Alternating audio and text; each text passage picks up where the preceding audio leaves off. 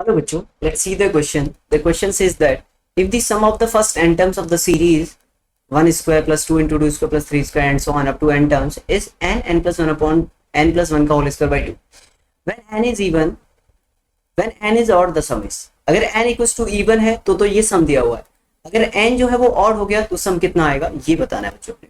चलिए, तो यहाँ पे given क्या है, यहाँ पे given है कि let if n is equals to even, अगर n आपका इवन है तो 1 square plus 2 into 2 square plus 3 square plus 2 into 4 square plus 5 square and so on up to n terms कितना आ जाएगा ये n प्लस 1 का होल स्क्वायर अपॉन 2 आ जाएगा.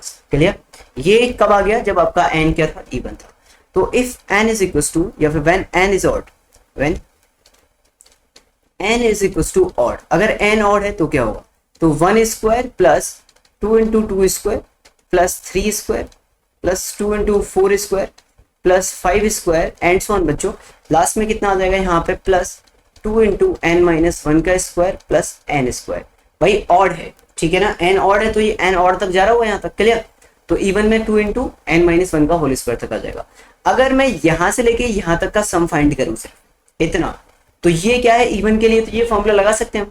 तो n की जगह पे n माइनस 1 रख दिया मैंने, तो ये कितना हो जाएगा n माइनस 1 और ये कितना हो जाएगा n माइनस 1 प्लस 1 का होल स्क्वायर अपॉन 2 और प्लस बच्चों ये n स्क्वायर. तो एक्स्ट्रा बचा हुआ भाई यहाँ से लेके यहाँ तक तो ये इवन है ना, यहाँ से लेके यहाँ तक क्या है ये इवन हो गया, फिर यहाँ से यहाँ तक तो इवन n हो गया ना, n क्या हो गया इवन हो गया, और तो यहाँ तक जा रहा है.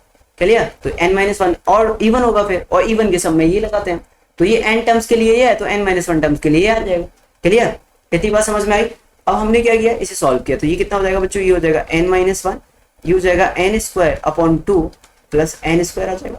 क्लियर? नाउ अब इसे यहां से आगे सिंप्लीफाई कर लो, n स्क्वायर दोनों में से कॉमन ले लो. अब n स्क्वायर कॉमन आ गया दोनों में से, यहाँ पे कितना बचेगा, यहाँ पे बचेगा n माइनस 1 अपॉन 2 प्लस 1 बचेगा, यहाँ पे बचेगा n स्क्वायर अपॉन 2 और यहाँ पे कितना बच जाएगा बच्चों, n प्लस 1 बच जाएगा. तो यही अपना आंसर.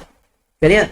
तो when n is odd then the sum of the series become n square upon 2 n plus 1. Clear? तो this is the required answer. Okay, ये क्या हो जाएगा अपने पास, this is the required answer. Okay, I hope आपको समझ में आया होगा. Good luck.